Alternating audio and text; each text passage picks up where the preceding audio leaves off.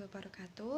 Perkenalkan, nama saya Indah Harsa Putri Zain, mahasiswa Ilmu Keperawatan Universitas Aisyah Yogyakarta. Kali ini saya akan menjelaskan tentang evaluasi perawatan luka. Perawatan luka yaitu adalah kegiatan untuk membersihkan luka dengan alat steril dengan teknik asektif. Jenis-jenis luka itu terdapat 4. Yang pertama adalah jenis luka-luka tusuk. Luka tusuk terjadi karena tusukan benda tajam seperti paku, pisau, ataupun jarum. Yang kedua itu luka sayatan, terjadi karena tersayat benda-benda yang tajam. Yang ketiga ada luka abrasi atau luka lecet ataupun luka baret, terjadi karena gesekan kulit yang bergesekan dengan alat-alat permukaan yang keras dan kasar. Yang keempat itu adalah luka memar, yaitu terjadi karena kulit yang berbenturan dengan benda keras. Balutan yang pertama itu ada balutan kering-kering. Balutan kering-kering fungsinya untuk menutup luka dengan penyembuhan sekunder dan melindungi luka dan memberikan tekanan untuk homeostatis. Yang kedua itu ada balutan luka basah kering untuk luka tidak teratur atau terinfeksi dan ditutup dengan penyembuhan luka secara sekunder. Yang ketiga luka basah-basah untuk luka yang terbuka dan luka itu bersih atau permukaan yang sedang bergranulasi. Itu alat dan kegunaan yang akan kita gunakan untuk perawatan luka. Yang pertama pasti ada handscoon. Handscoon kita butuh 2 handscoon bersih dan handscoon steril. Handscoon bersih digunakan saat kita membuka balutan, sedangkan handscoon steril kita gunakan saat kita membersihkan luka. Nah, selanjutnya ada set steril. Set steril ini alat yang akan kita gunakan untuk membuka luka, mempermudah kita untuk melakukan perawatan luka.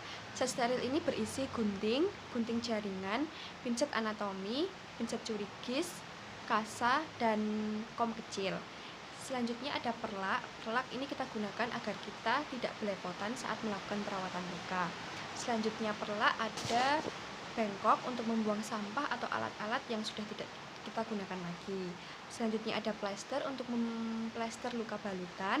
Selanjutnya ada lidi kapas untuk mengukur kedalaman luka. Ada penggaris untuk mengukur panjang luka.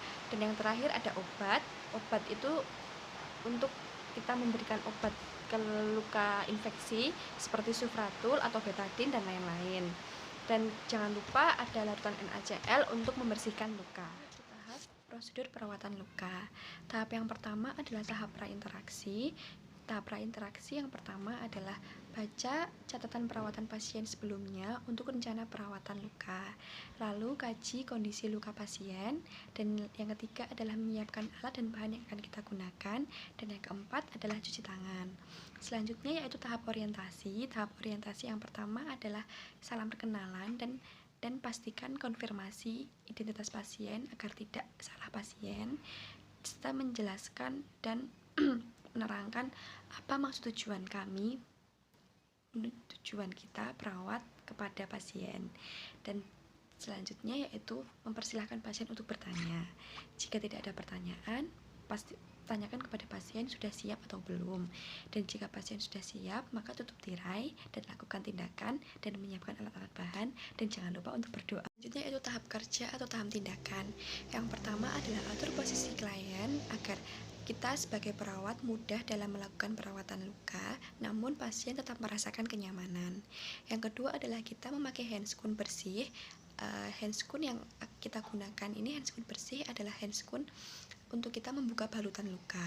Lalu yang ketiga, kita membuka plester terlebih dahulu yang sebelumnya sudah kita beri alkohol swab. Lalu yang keempat, gunakan pincet curigis untuk membuka plester dan balutan luka.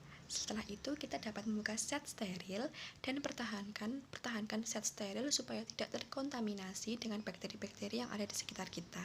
Setelah itu kita dapat menuangkan larutan NaCl ke dalam kom kecil. Setelah itu kita ganti handscoon kita dengan handscoon steril karena kita akan memulai dengan membersihkan luka pasien. Yang pertama adalah bersihkan luka sesuai dengan kondisi luka pasien. Lalu kedua tangan memegang pincet anatomi untuk mengambil kasa, celupkan ke cairan NaCl, kemudian NaCl kita peras dan kita bersihkan luka-luka pasien hingga bersih. Setelah itu kita dapat ukur panjang lebar dan kedalaman luka pasien. Setelah itu kita dapat memberikan oleskan obat pada luka pasien.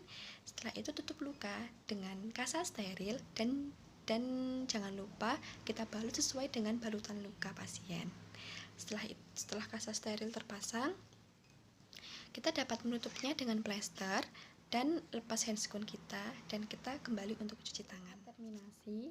Tahap terminasi yang pertama adalah kita sebagai perawat menanyakan perasaan dan kondisi klien setelah kita lakukan perawatan luka. Apakah luka pasien lebih membaik ataupun tidak?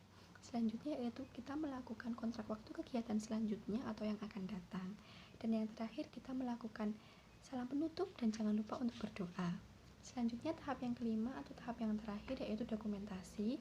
Kita sebagai perawat melakukan mencatat perawatan luka dan kondisi luka pasien serta bagaimana cara merawat perawatan luka tersebut. Kurang lebih seperti itu dari saya, kurang lebihnya mohon maaf. Wassalamualaikum warahmatullahi wabarakatuh.